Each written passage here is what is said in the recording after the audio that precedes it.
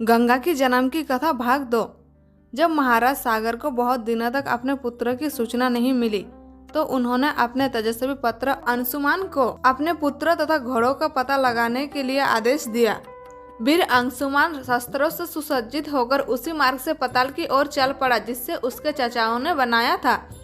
मार्ग में जो भी पूजनीय ऋषि मुनि मिले उनका यथोचित सम्मान करके अपने लक्ष्य के विषय में पूछता हुआ उस स्थान तक पहुंच गया जहां पर उसके चाचाओं के भस्मीभूत शरीरों की राख पड़ी थी और पास ही यज्ञ का घोड़ा चल रहा था। अपने चाचाओं के भस्मीभूत शरीरों को देखकर उसे बहुत दुख हुआ।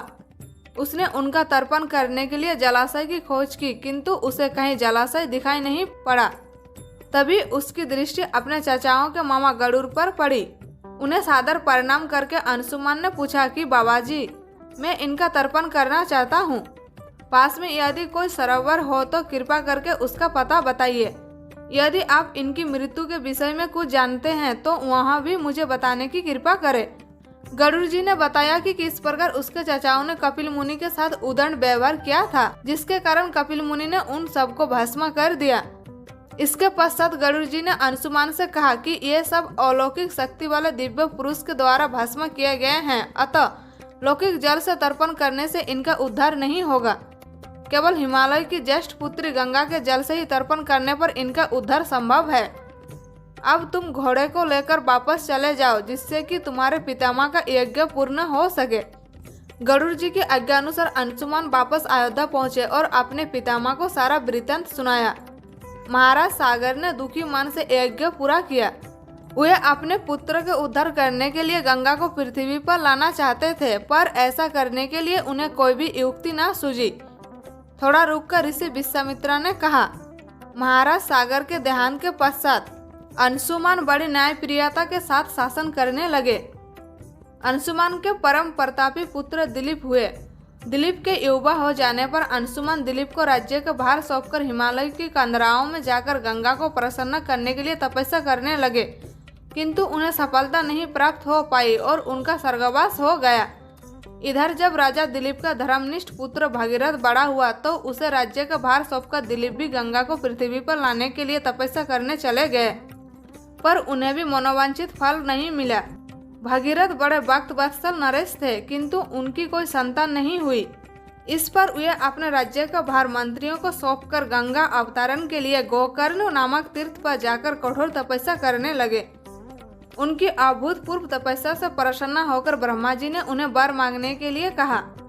भगीरथ ने ब्रह्मा जी से कहा कि हे प्रभु, यदि आप मुझ पर प्रसन्न है तो मुझे यह वर दीजिए कि सागर के पुत्रों को मेरे प्रयत्नों से गंगा का जल प्राप्त हो जिससे कि उनका उद्धार हो सके।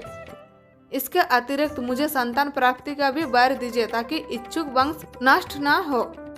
ब्रह्मा जी ने कहा कि संतान का तेरा मनोरथ शीघ्र ही पूर्ण होगा किंतु मांगे गए प्रथम वरदान को देने में कठिनाई यह है कि जब गंगा जी बैग के साथ पृथ्वी पर अवतरित होगी तो उनके बैग को संभालने की क्षमता महादेव जी के अतिरिक्त किसी में भी नहीं है। इसके लिए तुम्हें महादेव जी को प्रसन्न करना होगा। इतना कहकर ब्रह्मा जी अपने लोक को चले गए। भगीरथ ने साहस नहीं छोड़ा। वे 1 वर्ष तक पैर के अंगूठे के सहारे खड़े होकर महादेव जी की तपस्या करते रहे।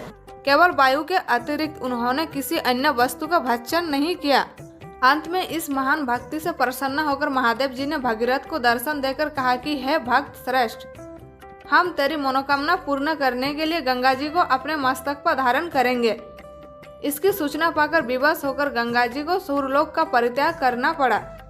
उस समय वे सूर्यलोक से कहीं जाना नहीं चाहती थी, इसलिए वे यह विचार करके कि मैं अपने प्रचंड वेग से शिव जी को बहाकर पाताललोक ले जाऊंगी, वे भयानक वेग से शिव जी के सिर पर अवतरित हुई।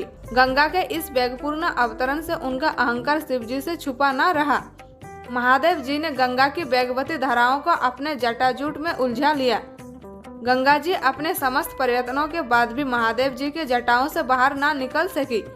गंगा जी को इस प्रकार शिव जी की जटाओं में विलीन होते देख भगीरथ ने फिर शंकर जी की तपस्या की। भगीरथ की इस तपस्या से प्रसन्न होकर भगवान शंकर ने गंगा जी को हिमालय पर्वत पर स्थित बिंदुसर में छोड़ा। छूटते ही गंगा की 7 धाराओं में बढ़ गई। गंगा जी की 3 धाराएं हल्द्वानी, पावनी और नलिनी पूर्व की ओर प्रवाहित हुई। सुचक्षु सीता और सिंधु नाम की 3 धाराएं पश्चिम की ओर बही और 7वीं धारा महाराज भगीरथ के पीछे पीछे चली। जिधर जिधर भगीरथ जाते थे उधर उधर ही गंगा जी जाती थी। स्थान स्थान पर देव, यक्ष, किन्नर, ऋषि, मुनि आदि उनके स्वागत के लिए एकत्रित हो रहे थे। जो भी उस जल का स्पर्श करता भाव बाधाओं से मुक्त हो जाता था। चलते चलते गंगा जी उस स्थान पर पहुंचे जहां ऋषि जगनु यज्ञ कर रहे थे। गंगा जी अपने बैग से उनके यज्ञशाला को संपूर्ण सामग्री के साथ बहाकर ले जाने लगी। इससे ऋषि को बहुत क्रोध आया और उन्होंने क्रुद्ध होकर गंगा का सारा जल पी लिया। यह देखकर समस्त ऋषि मुनियों को बड़ा विस्मय हुआ और वे गंगा जी को मुक्त करने के लिए उनकी स्तुति करने लगे। उनकी स्तुति से प्रसन्न होकर जगनु ऋषि ने गंगा जी को अपने कानों से निकाल दिया और उन्हें अपनी पुत्री के रूप में स्वीकार कर लिया। तब से गंगा जाह्नवी कहलाने लगी। इसके पश्चात वे भगीरथ के पीछे चलते चलते समुद्र तक पहुंच गई और वहां से शाक के पुत्र का उद्धार करने के लिए रसातल में चली गई। उनके जल के स्पर्श से भस्मीभूत हुए सागर के पुत्र निष्पाप होकर स्वर्ग गए।